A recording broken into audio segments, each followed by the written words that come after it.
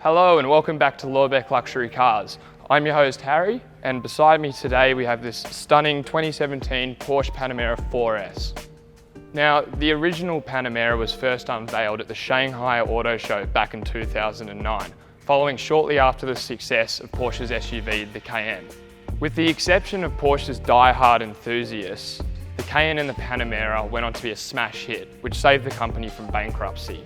Now that allowed Porsche to keep developing the sports cars that we've all come to know and love, like the 911.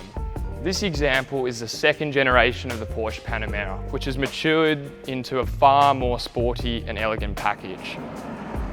It's also far wider, taller and longer than the original, making this four-door hatch look much more like a stretched out 911.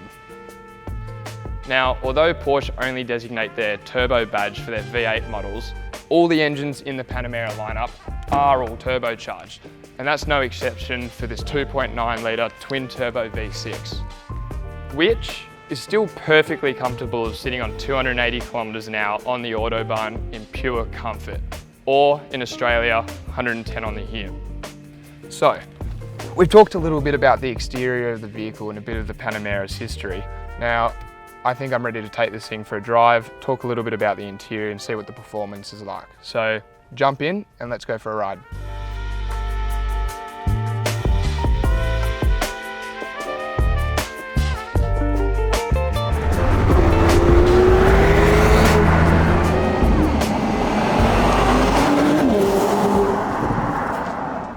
Okay guys, so we've just left the dealership and made our way up to Turak. And the first thing that you sort of notice when you're driving this car is just how comfortable and refined it is. When Porsche released this car to the market, their goal was to sort of fit the gap between the 911 and the Cayenne. They wanted something that could perform and handle a lot more like a 911, but also have the practicality of the Cayenne.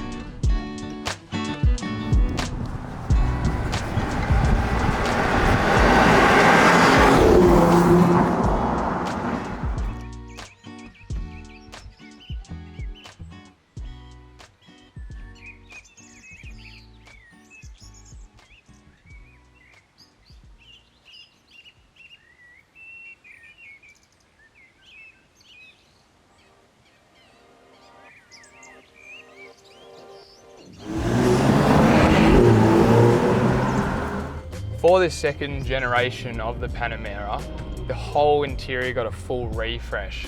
So in the first gen, a lot of the complaints were about how many buttons are in the center console. There used to be a stack of about 20 different buttons with different features, and now it's all been integrated into this solid glass screen here that is touch sensitive and has haptic feedback.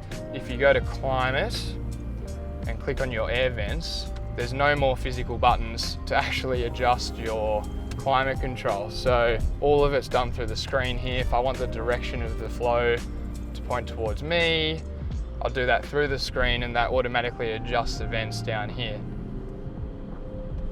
It's super solid, super refined, and it just reminds you every time that you're in something that's worth close to $300,000 new. Now we're just jumping on the freeway here.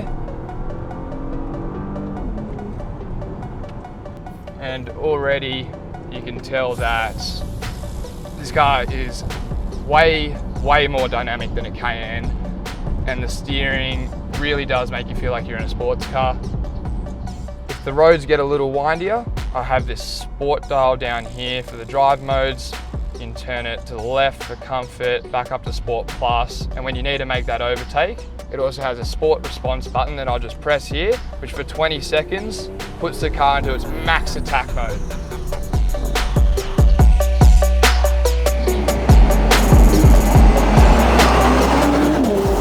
So if I turn around and look behind me, the rear passengers aren't being compromised in any way, shape or form. They've got plenty of tech. They can change all of the climate control from their center screen there, and they're not feeling like they're missing out from anything up here in the front.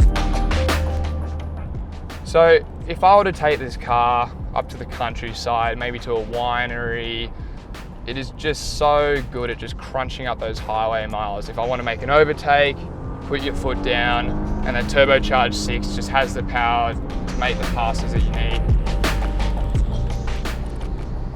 And all in all, you're doing it in absolute luxury.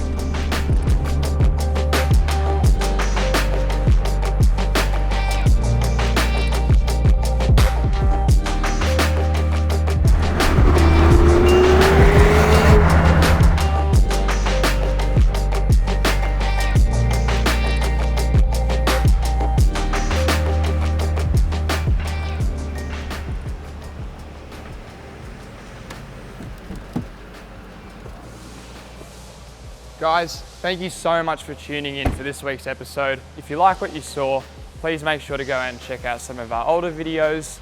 And as always, see you next time.